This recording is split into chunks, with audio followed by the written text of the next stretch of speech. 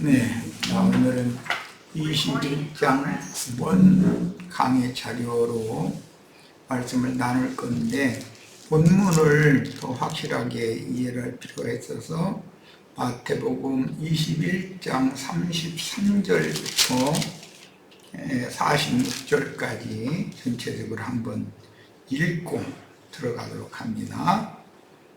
다른 한 비유를 들으라. 한 집주인이 포도원을 만들어 산울타리로 두르고 거기에 적지 않은 틀을 만들고 망대를 짓고 농부들에게 세로 주고 타국에 갔더니 열매 거둘 때가 가까움에 그 열매를 받으려고 자기 종들을 농부들에게 보내니 농부들이 종들을 잡아 하나는 심히 때리고 하나는 죽이고 하나는 돌로 쳤건을 다시 다른 종들을 전부 다 많이 보내니 그들에게도 그렇게 하였는지라. 후에 자기 아들을 보내며 이르되 그들이 내 아들은 존대하리라 하였더니 농부들이 그 아들을 보고 서로 말하되 이는 상속자니 자 죽이고 그 유산을 차지하자 하고 이에 잡아 포도원 밖에 내쫓아 죽였느니라. 그러면 포도원 주인이 올 때에 그 농부들을 어떻게 하겠느냐. 그들이 말하되 그 악한 자들을 진멸하고 포도원은 제때에 열매를 바칠 만한 다른 농부들에게 세로 줄지니이다. 예수께서 이르시되 너희가 성경에 건축자들이 버린 돌이 모퉁이의 머릿돌이 되었나니 이것은 주로 말미암아 된 것이요 우리 눈에 기이하도다 함을 이루은 일이 없느냐. 그러므로 내가 너희에게 이르노니 하나님의 나라를 너희는 빼앗기고 그 나라의 열매 맺는 백성이 받으리라. 이 돌 위에 떨어지는 자는 깨지겠고 이 돌이 사람 위에 떨어지면 그를 가루로 만들어 흩트르리라 하시니 대제사장들과 바리새인들이 예수의 비유를 듣고 자기들을 가리켜 말씀하신 줄을 알고 잡고자 하네. 하나 무리를 무서워하니 이는 그들이 예수를 그 선지자로 알미었더라. 평행구인 누가복음 20장 9절로 19절을 더 찾아 읽겠습니다. 누가복음 20장 9절로 19절.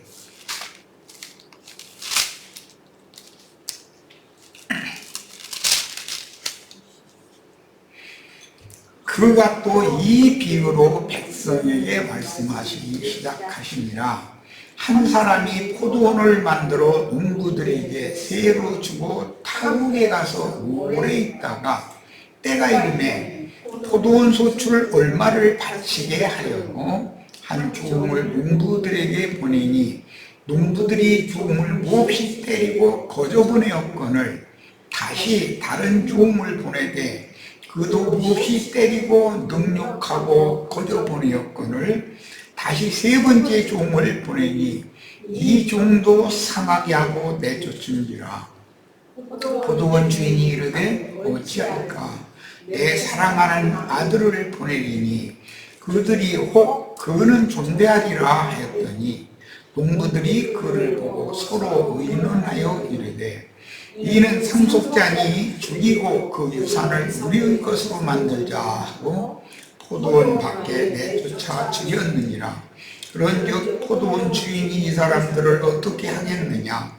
와서 그 농부들을 진멸하고 포도원을 다른 사람들에게 주리라 하시니 사람들이 듣고 이르되 그렇게 되지 말아지이다 하거늘 그들을 보시며 이르시되 그러면 기록된 바 건축자들의 버린 돌이 모퉁이의 머릿돌이 되었느니라 함이 어찌니냐.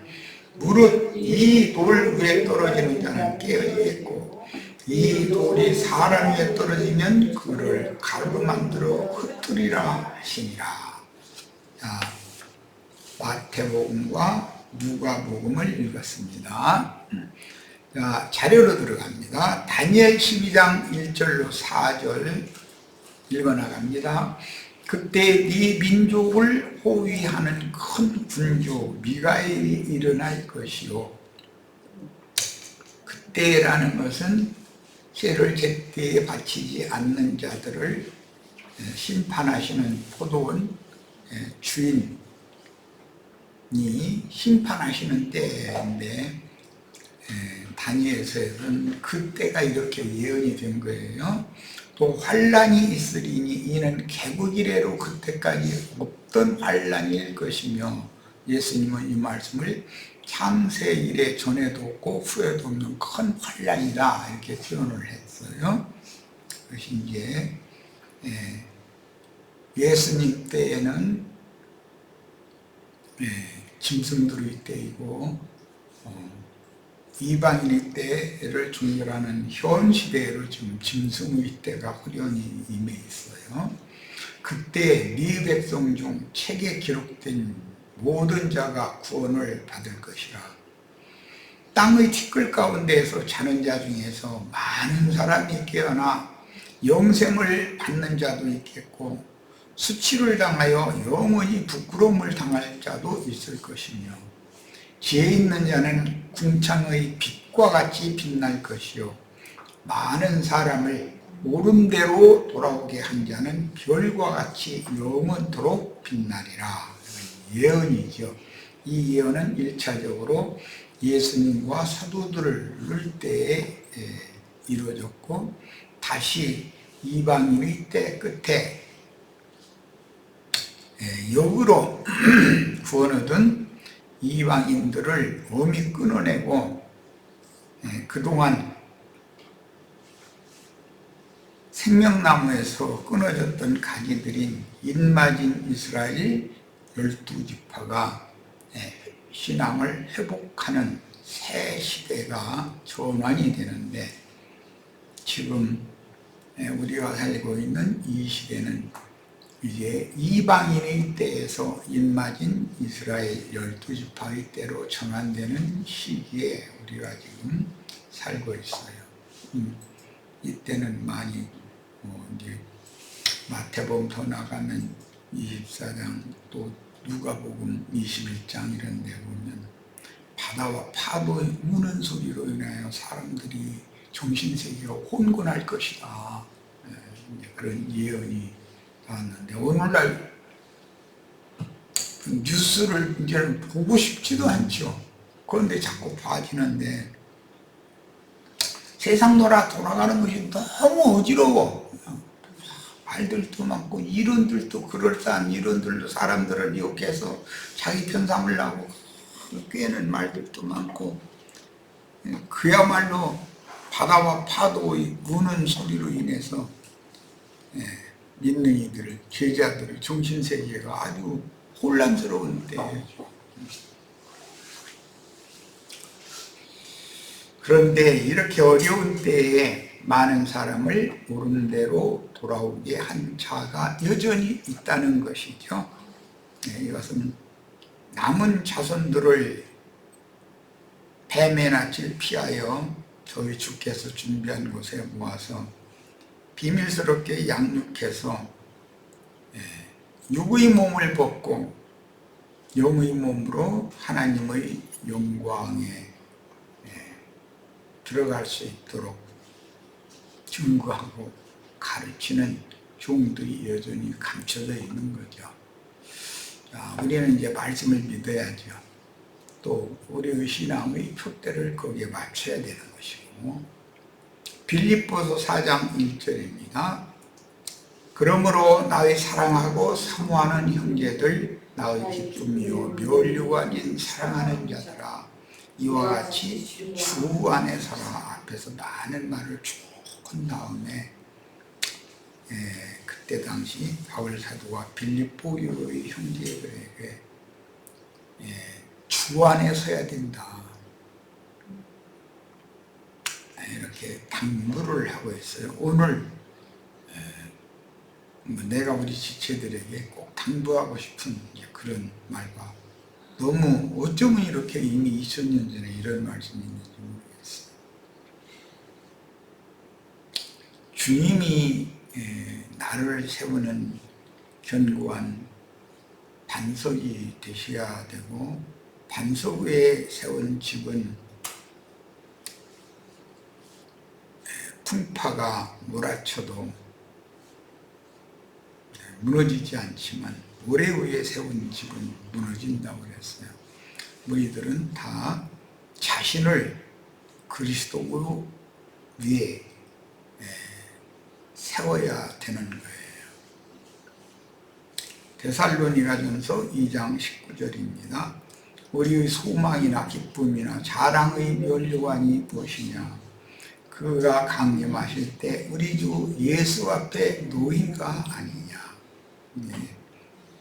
바울 형제님께서 주님을 만난 이후에 생애를 마치기까지 오직 앞만 보고 달려갔었던 그 인생의 결국이라는 것이 그가 강림하실 때 우리 주 예수 앞에 너희가 나의 소망이요 기쁨이요 자랑의 면류관이다, 이렇게 표현을 했어요.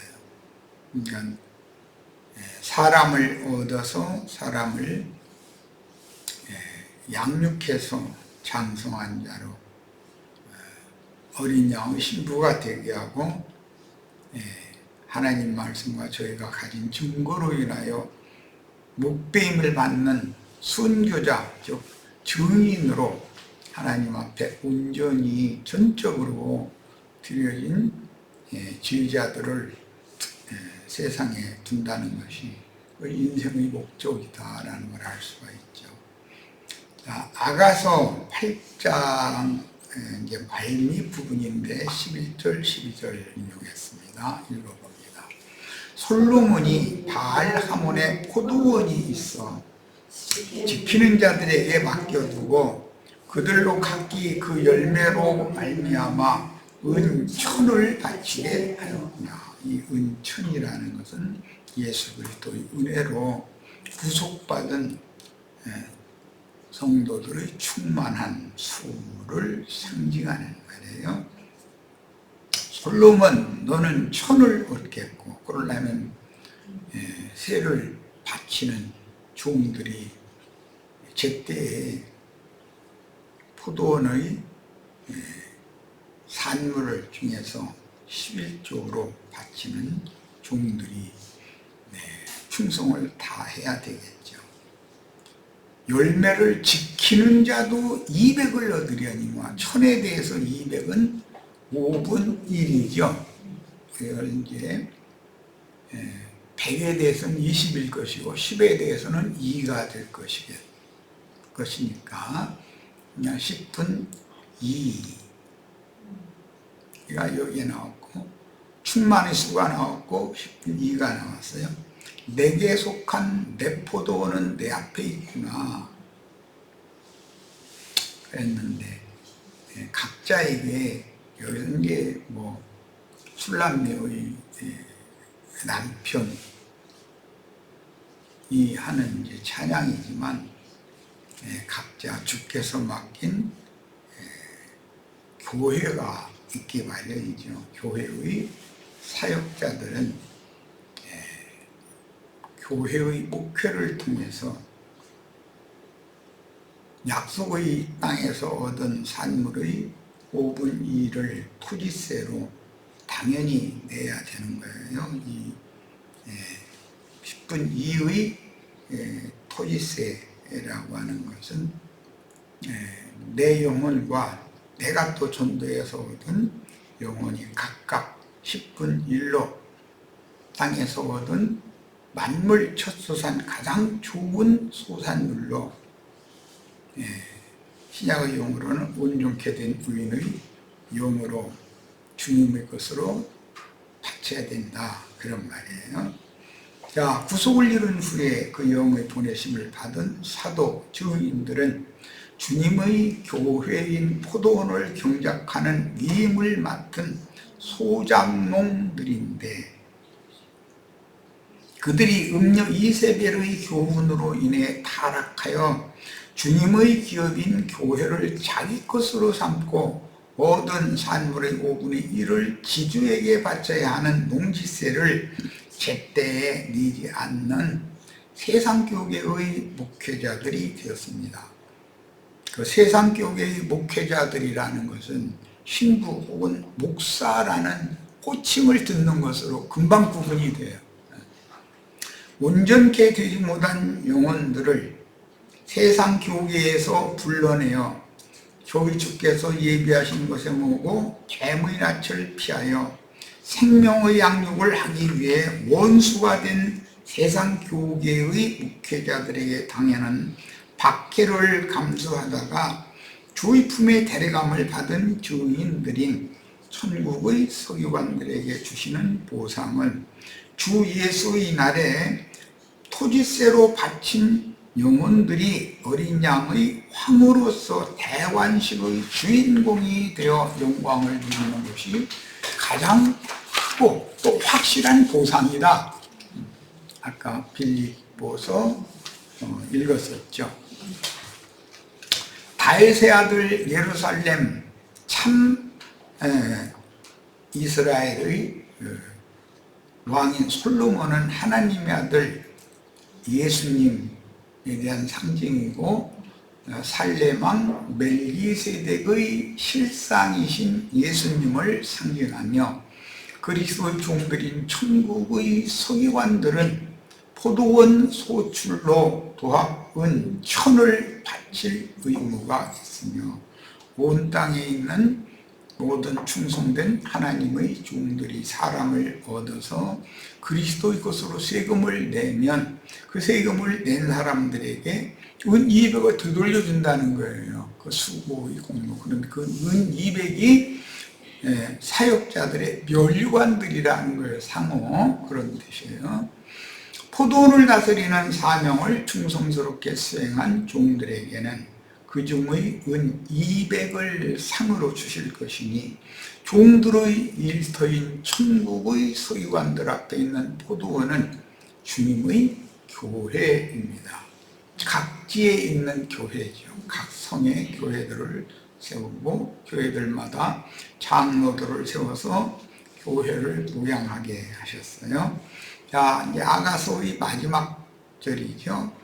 8장 13절 14절 너 동산에 거주하는 자야 친구들이 내 소리에 귀를 기울이니 내가 듣게 하려구나. 그래서 동산에 거주하는 자 창세기에서는 아담과 하와였었죠.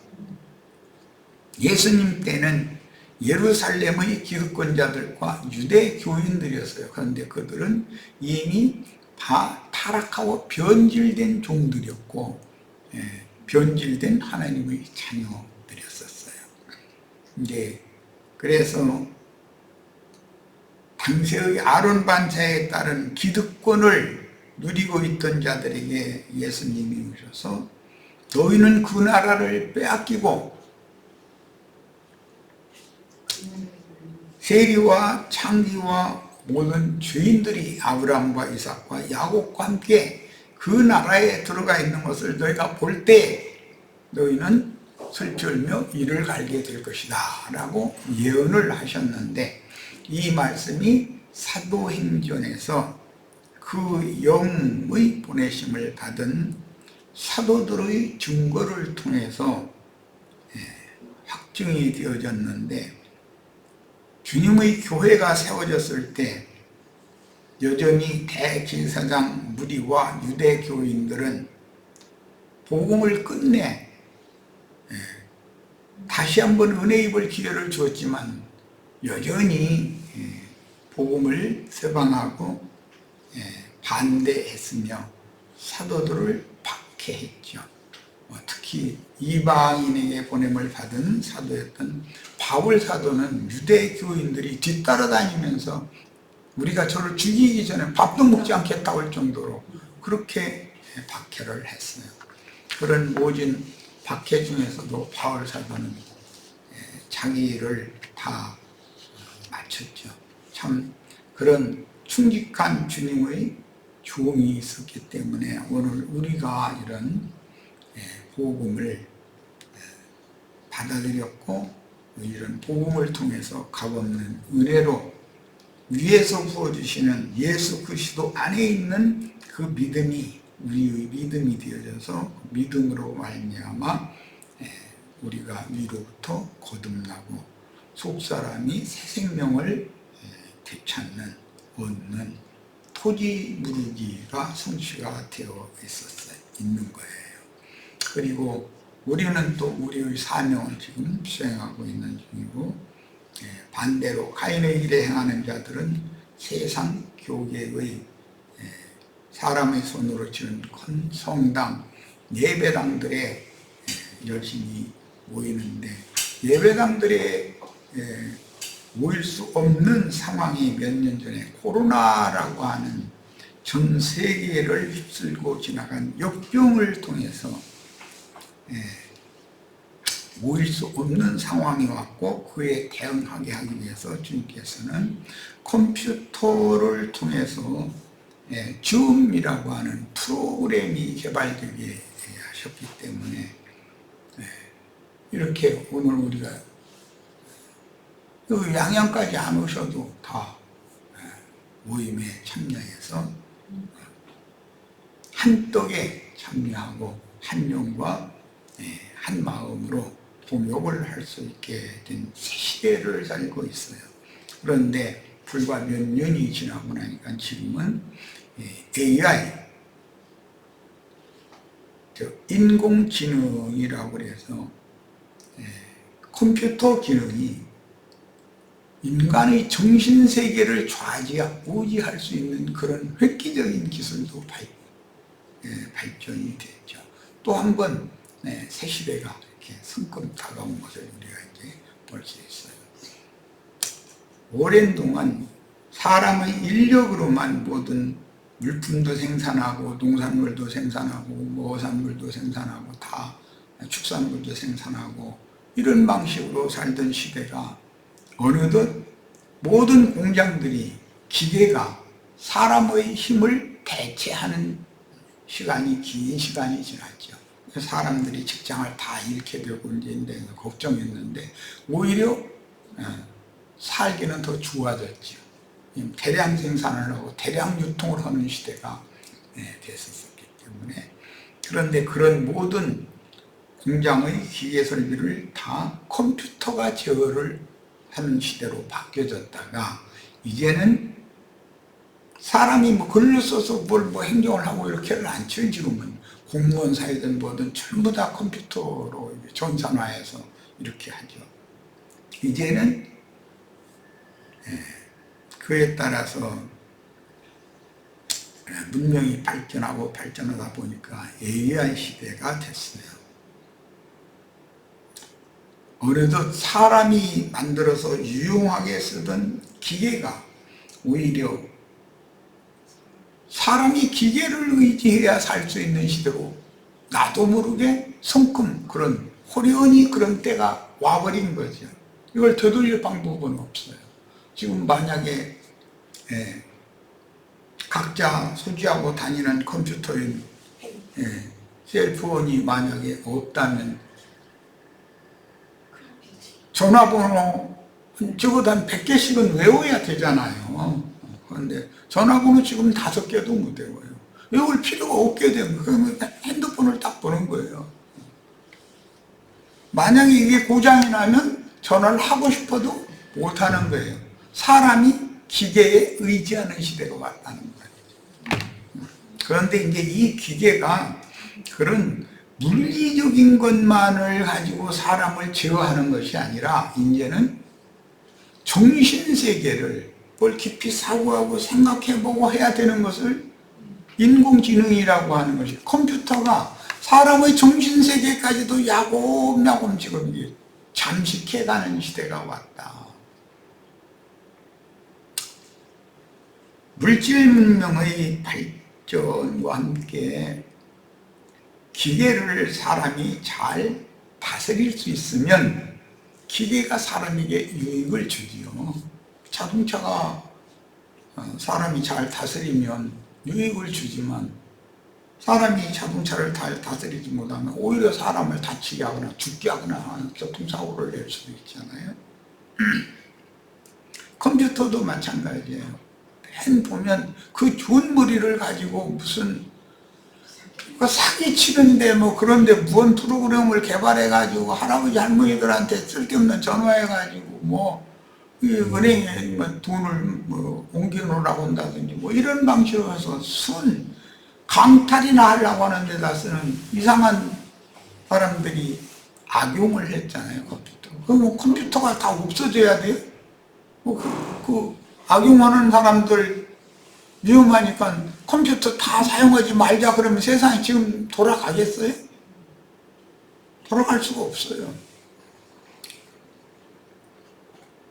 또 자동차가 사고 나면 사람 죽으니까 자동차 다 없애버리고 다 걸어다니자 옛날처럼 만약에 그러면 그 현 사회에서 적응이 되겠어요?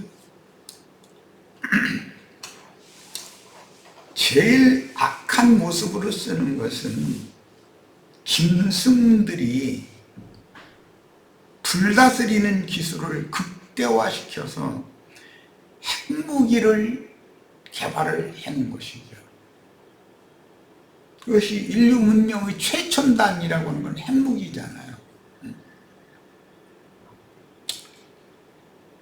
이렇게 무엇이든지 악한 용도로 쓰면 그것이 악의 용도가 되는 거고, 무엇이든지 불다스리는 기술을 잘 활용을 해서 광석에서 철도 분리시키고 금도 분리시키고 뭐 유용하게 한다면 얼마나 좋겠어요? 전력을 모든 가정마다 이렇게 다 보내주니까 얼마나 유용해요. 만약에 이거 불다스리는 기술을 발전시키면 핵무기 만드니까 이거 저기 전기 이런 거 다 사용하지 말아야 돼. 만약에 이렇게 나가면 전기 없이 어떻게 살 거예요? 그거 안 되는 일이잖아요. 그래서 우리는 항상 극단으로 치우치면 안 된다. 유용하게 사용하고 제어할 수가 있어야 된다. 돈이 인간 생활에 얼마나 유용해요. 월물교환하던 시대로 돌아가자고 하면 사람이 살 수가 있어요? 예를 들어서 뭐 식료품을 사야 되는데 자기 집에서 생산한 것이 없으면 식료품 못 사잖아요. 물물교환을 해야 되는 시대라면. 그게 지금은 문화 문명의 발전은 인류에게 많은 이롭게 하는 이런 것 방향으로 발전을 했지만 그 발전을 오히려 악용하는 어떤 마귀의 무리에게 그게 쓰임이 되면 그게 문제가 되기 때문에 경계를 해야 되는데, 경계를 하려면 그쪽에 대해서도 알아야 된다 이거야. 유용하게 쓰기 위해서는 그걸 알아야 되잖아요. 자동차가 나왔으면 운전하는 방법을 최소한 배워야지요. 그리고 할 수만 있으면 가다가 차 소리가 이상하게 들리면 이것은 뭐 예를 들어 제네레이터면 제네레이터, 뭐 컴프레셔면 컴프레셔, 아니면 다른 어떤 오일의 순환기가 뭐가 잘못됐다, 연료 순환기 계통이 뭐가 잘못된 것 같다. 그 감으로 운전하는 사람이 딱 이건 뭐가 문제다 하고 딱 차를 세워놓고서 그걸 수리를 의뢰해가지고 그 부품을 교체를 하고 기름도 새로 부어주고 이렇게 하면 되는데 그냥 겨우 운전만 하고 다녀. 그럼 덜덜덜덜 이거 느닷없이 다른 짓을 해. 그런데 예를 들어 앞바퀴 뒷바퀴하고 어디가 펑크가 나가지고 털떡거리는데도 아무 생각 없이 옆에 사람 얘기만 하고 그냥 가는 거예요. 그러면 뭐 그 문제가 되겠죠. 그러니까 내가 왜 이야기를 하냐면 모든 기계를 다룰 때 좀 능수능란하게 다루는 그런 사람이 되어야 세상에서도 고생하지 않고 사는 거죠. 그런데 뭐 나는 지금 이렇게 증거는 이렇게 하지만 AI 기술을 내가 지금 맘대로 이게 다룰 수 있느냐? 이 핸드폰으로 뭐 하고 이런 거 다 뭐 어떤 사람 능수능란하게 하는데 나는 핸드폰 기능을 여기 있는 기능의 100가지 중에 한 가지 쓰는 것도 겨우 쓰는 거예요. 컴퓨터 기능도 마찬가지예요. 그러니까 답답할 때가 많죠. 한숨이 나올 때가 많고. 우리 형제 자매님들은 최첨단의 모든 문명의 이익을 자유자재로 다룰 수 있기를 바라요. 돈이 사람에게 인간을 정신을 썩게 하고 망칠 수가 있다. 그런다 해가지고 돈 다 없애버리고 물건 가지고 다니면서 교환해서 먹고 살자.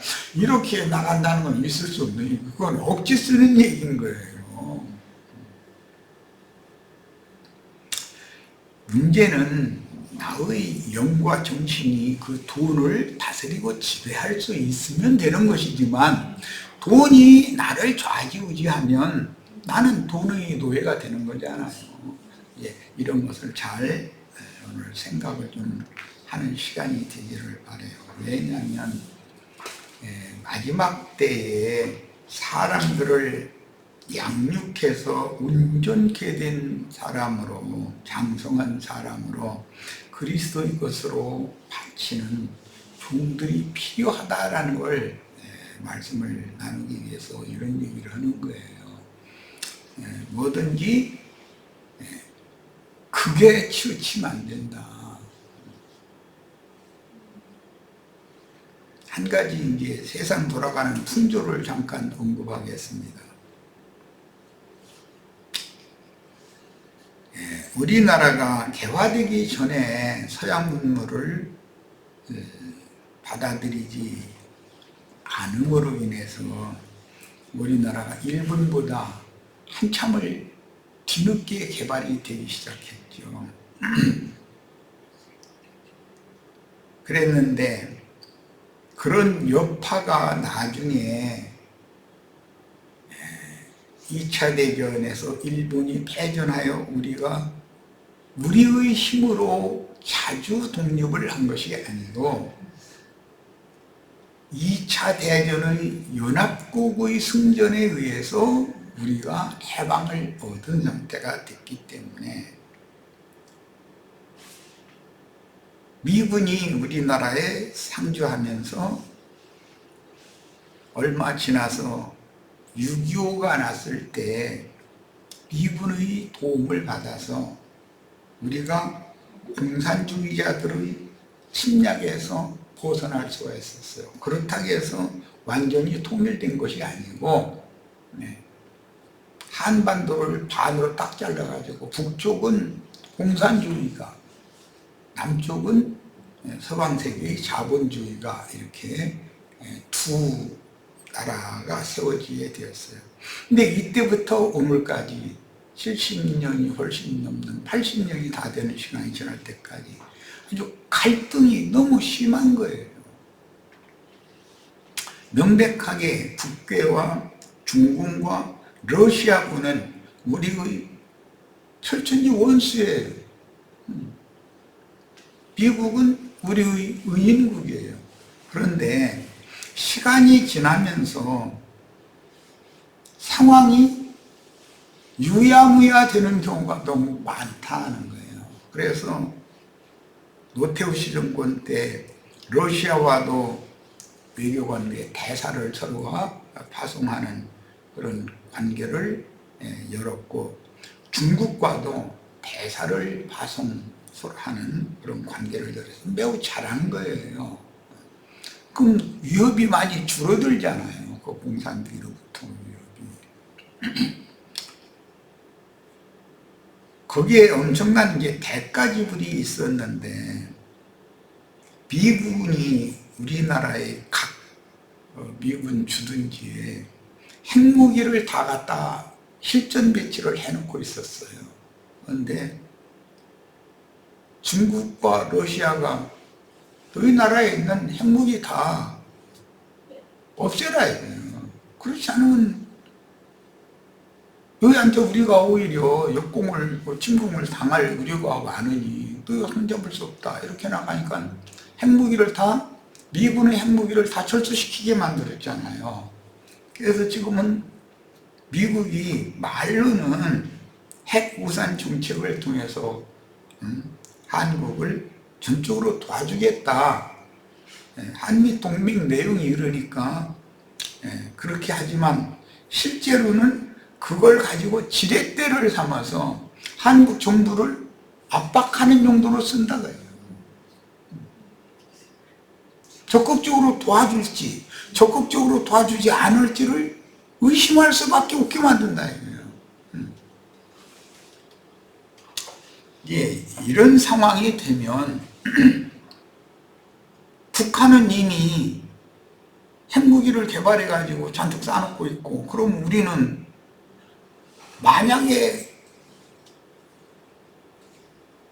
북한이 중국이나 러시아를 믿고 뒷배를 믿고서 우리한테 핵무기로 공격을 해오면 우리는 미국 보고 도와주셔야 되지 않느냐고 하면, 미국이 사태를 잘 주시하고 있다가 자기네 나라에 유익하지 않다 싶으면 우리는 후퇴 선을 일본 쪽으로 이렇게 선을 다시 후퇴해서 그어놓겠다. 지금 이 휴전선으로 긋는 선을 물리겠다. 만약 이렇게 나오면 우리는 그냥 몰살당하고 마는 거예요. 자, 이런 상황에서 일방적으로 중국 편을 들거나 일방적으로 미국 편을 들거나 하면 안 된다 이거예요. 우리도 살아야 되잖아요. 그럼 미국 보고 당당하게 우리도 살기 위해서는 당신들이 관세를 25% 처음에 요구했다가 그 협상이 잘 돼가지고 15%인가 얼마로 안정이 됐다고 그러는데, 요즘에 지금 다시 미국이란 나라는 믿을 수 없는 짓을 한다 자꾸. 아니 국제적으로 외무부 장관이 가서 서로 도장 찍은 문서가 있는데도 엉뚱한 소리 나중에 와서 하면 그놈 걸 어떻게 믿느냐는 말이에요. 그러면 우리는 하는 방법이라는 건, 살아남으려면 우리에게도 핵무기를 개발할 수 있도록 너무 우리를 옥죄이지 말아라. 우리가 살기 위해서 어쩔 수 없다. 아니면 너희가 가지고 있는 너희 나라 너무 넘쳐나는 핵무기 우리한테 이렇게 대여를 해다고 세 내겠다. 세는 줄 테니까 월세식으로. 그렇게 하면 그 협상이 돼야 되는데 이것을 그들은 지렛대로 삼고 안 준다 이거예요. 그래가면서 윽박 지르는 것은 계속해. 지금 상황이 이래요. 그러면 미국을 일방적으로, 그게 은인국이니까 나쁜 거는 아니라, 일방적으로 미국만을 의지하고자 하는 사람들은 우리가 외교를 러시아와 중국과도 외교를 관계를 한다. 왜냐하면 물건 하나를 팔아도 중국은 인구가 16억이고 소련은 6인가 7억인가 된다는데, 거기 물건 한 가지 개발해서 팔면 미국 같은 나라에 파는 것보다 훨씬 수지 타산이 많으니까, 수출이 잘 되니까 교육을 안 할 수가 없잖아. 그렇다고 미국만 바라보고 중국과 러시아를 딱 끊어버려? 노태우 정부 때 왜 적성국가임에도 그때는 철의 장막으로 가려막혔다 이렇게 말할 정도로 했는데 왜 국교를 터야 됐겠어요? 살아남으려고 그런 거 아니야. 우리도 그들과 교역의 폭을 좀 넓혀가지고 한 가지라도 더 팔아야 산다 우리도. 그래서 그렇게 한 거 아니야. 그러니까 이런 것을 잘 감안을 해야지. 이게 약소국의 서러움이에요. 이것을 가지고 분란을 일으키고 왜 이러느냐 저러느냐 어느 쪽에 치우치라고 이런 거 보고 극우 아니면 극좌라 그러는데, 그렇게 하면 우리는 금방 죽는다. 사람이 지혜롭게 살아야죠.